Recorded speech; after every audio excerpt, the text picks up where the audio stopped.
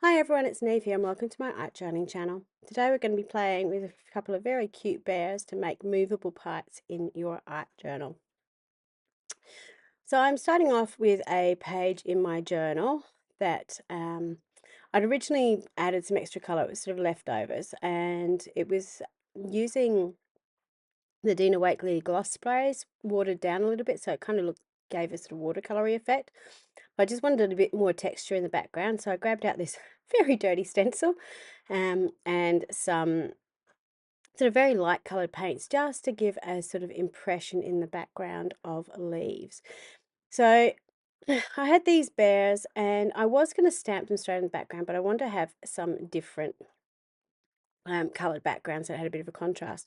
So I grabbed out a piece of A4 paper, the new scribble sticks from Dina Wakley. So these are all the really bright colours. There's the mustards, the tangelos, raspberry, sapphire, and I've just spritzed them in the background to make a background. So when it was finished, I sealed them off with the new gloss spray. Now the reason I did that was obviously I'm using water soluble scribble sticks and I didn't want them to reactivate. So this is me playing around a little bit with it really. So you can see I've added in some more media over the top. I've got the gloss sprays. It's not moving. Having that clear gloss spray over the top, it means that that scribble stick is stuck there. It's not actually going anywhere, which is really nice. Now I'm just adding a little bit more of the scribble stick over the top and rubbing in some of this stencil, rubbing away, sorry, I'm making a ghosted effect. Now I'm putting in some white as well. So the reason I wanted to put this in is sort of have a tie-in with the page that I was going to do this on and have a connection. Quite often when I'm doing backgrounds and so on, I like to have a repetition, whether it's the same stencil, the same colors, um, with the foreground. Once I've done that, I've then decided I want to add some more colours in because I just was playing around with it. Because, you know, it's me and I could.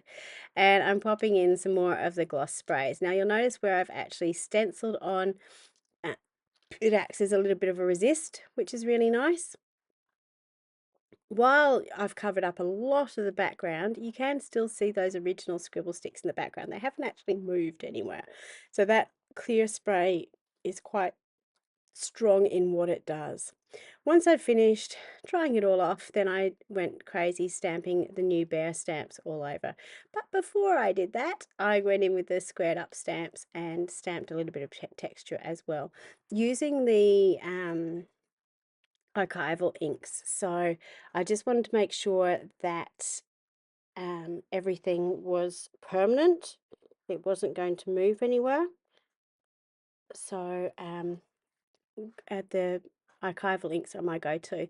With this one, I didn't want the really strong frame around it, so I just inked up the inside of it. And you'll notice with the inks, one of the reasons I use the archival inks is because I can match up the colours with the Dina Wakley paints pretty well. So there's that dark purpley colour, the pinky colours, very much like the fuchsia. So you can sort of mix and match really, really well.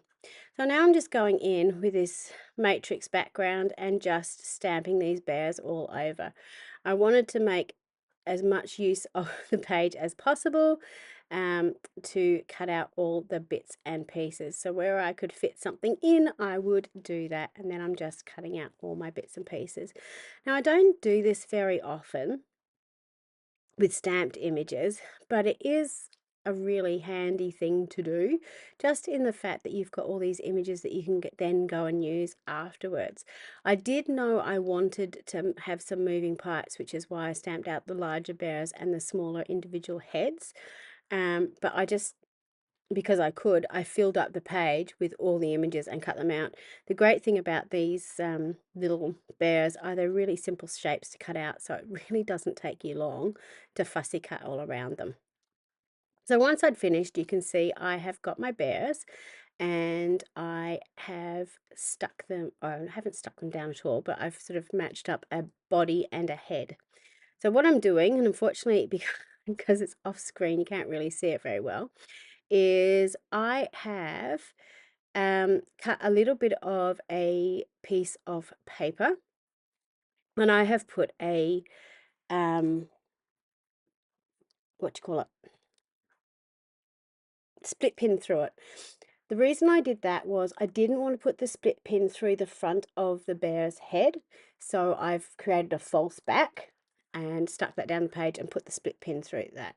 So I've got two movable heads now on my bears. Now these bears look really, really curious when they have movable heads on them.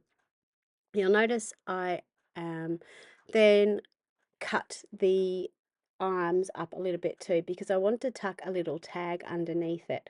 So I wanted it to look like the bears were holding the tag. So you can be, even though it is a stamped image, you can still be quite flexible with how you use them. Don't feel sort of locked into, oh, it's one full image, I can't cut it up, or I can't, put another head on this bear. You can really play with it.